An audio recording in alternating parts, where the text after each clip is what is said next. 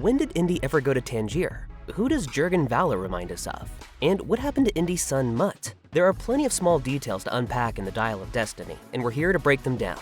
Spoilers ahead. While Raiders of the Lost Ark and The Last Crusade were World War II adjacent, with Indy traveling across the world to stop Nazis from obtaining ancient supernatural artifacts, Indiana Jones has never been shown fighting in the actual war itself. Even the last film in the original trilogy, Crusade, was set in 1938, a year before Hitler invaded Poland. Dial of Destiny changes that with an eye-popping 15-minute action scene starring a young Indy as he infiltrates and escapes a Nazi fortress, later saving his friend on a Nazi train. This is also where he steals back half of the Antikythera from a younger version of Jürgen Voller. The fact that Indy enlisted and fought covertly in World War II shouldn't surprise anyone.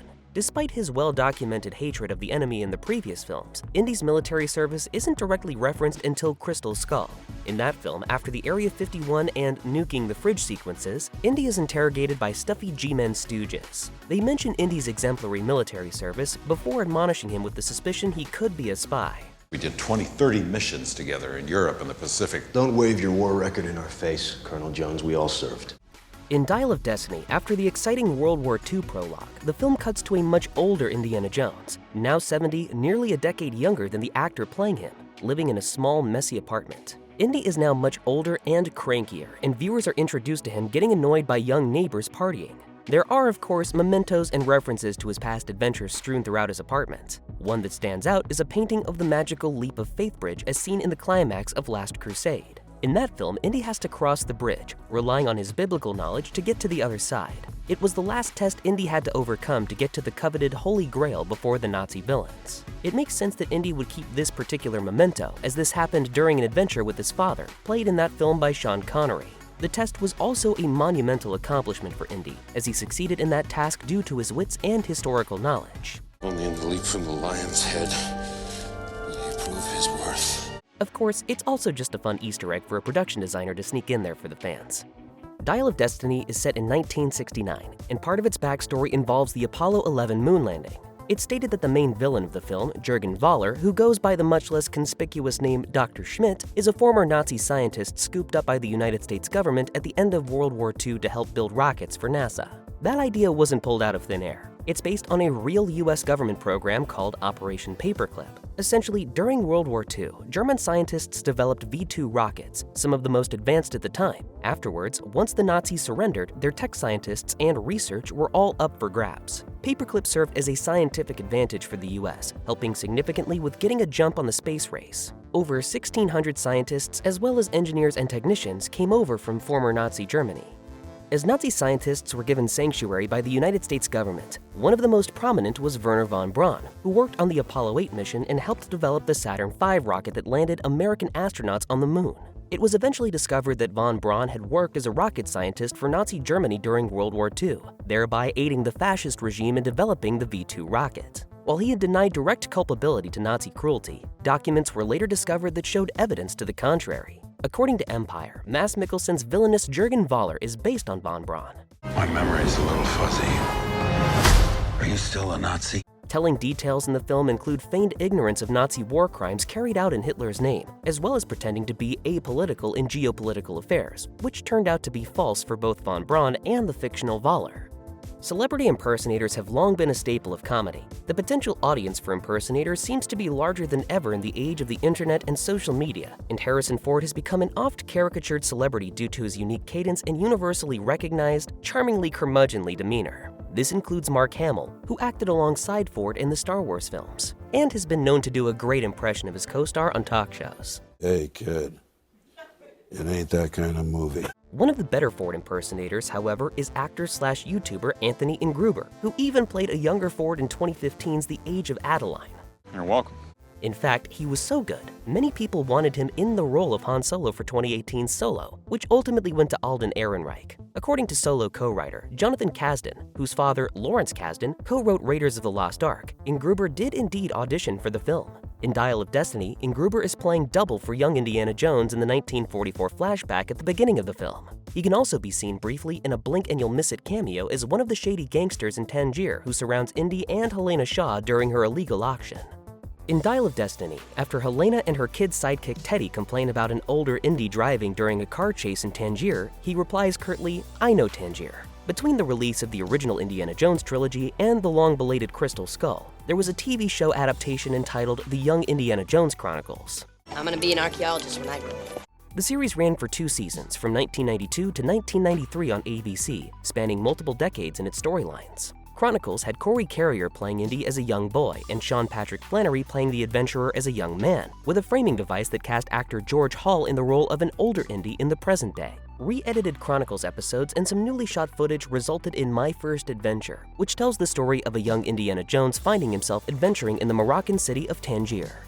Although Temple of Doom is the second film, it's a prequel to Raiders of the Lost Ark. It follows Dr. Jones as he searches for a sacred stone, and in the process finds himself saving kids who were stolen from a poor village and turned into slaves by an evil, ancient cult. The film's gory violence had a hand in creating the PG-13 rating. Some have also criticized it for harmful stereotypes and misleading representations about the practice of Hinduism. Despite that, the film is also remembered for some amazing action set pieces, its epic and grandiose production design, and introducing the world to Ke Huy Quan, who would go on to win an Oscar for Everything Everywhere All at Once. Short round, step on it. Okie dokie, Dr. Jones, hold on to your potatoes. In Dial of Destiny, Indy mentions such adventures to Helena while climbing a cliff wall toward Archimedes' tomb. She asks Indy why he stops climbing at one point, and he explains it's because of all of his various injuries, including what happened to him dealing with supernatural voodoo in India that has led to his body having some significant mileage on it. One of the biggest contributions that the misbegotten Kingdom of the Crystal Skull film brought to the broader Indiana Jones lore was the introduction of Indy's long-lost son, Mutt Williams, played by Shia LaBeouf. You're not my dad, okay? You bet I am. In fact, the ending of that film greatly implies that Mutt will take over as lead of the franchise going forward. The last scene even has Mutt picking up Indy's iconic brown fedora, ready to put it on before Indy takes it back at the last minute. LaBeouf ended up leaving the franchise, which created a Mutt-sized hole in the plot of any sequel. However, director James Mangold decided to give Mutt a surprisingly emotional narrative send-off in Dial of Destiny. At one point, Helena asks what Indy would change if he could go back in time, and he says he'd stop his son Mutt from enlisting and getting killed. While it's never stated explicitly that Mutt died serving in the Vietnam War, it's obviously what Indy is referring to, and it gives audiences some closure on Mutt's fate. The Nazis are once again the villains for Indiana Jones in Dial of Destiny. This time around, Voller's plan is to kill Hitler and take over leadership duties, using his knowledge of the future and his supposedly superior intellect to win World War II.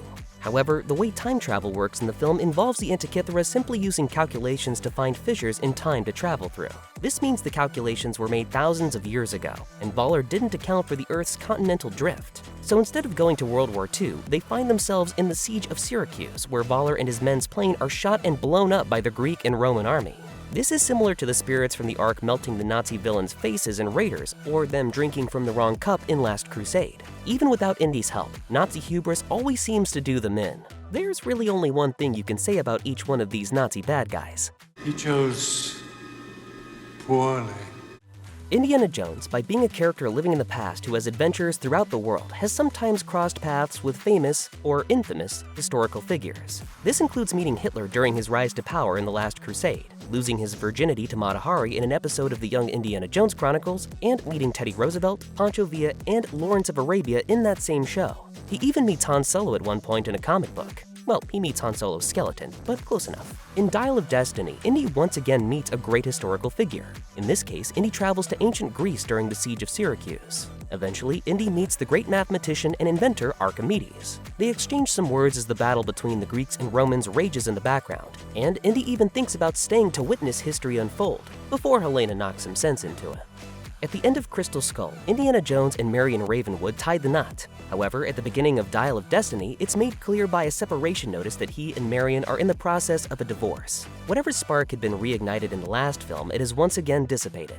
As explained in the film, this is because after the death of Mutt Williams in Vietnam, their marriage began to dissolve as Marion succumbed to grief. Indy himself admits to Helena at one point that he wasn't equipped to console a spouse. At the end of the film, Indy and Helena find themselves stranded in ancient Greece. After the Nazis defeat themselves, Indy decides he wants to live and die in the past, witnessing ancient history firsthand, since he feels like he has nothing to live for in the present anymore. Marion, however, is convinced to come back, presumably by Helena, and reconciles with Indy in 1969, giving him a reason to want to live again.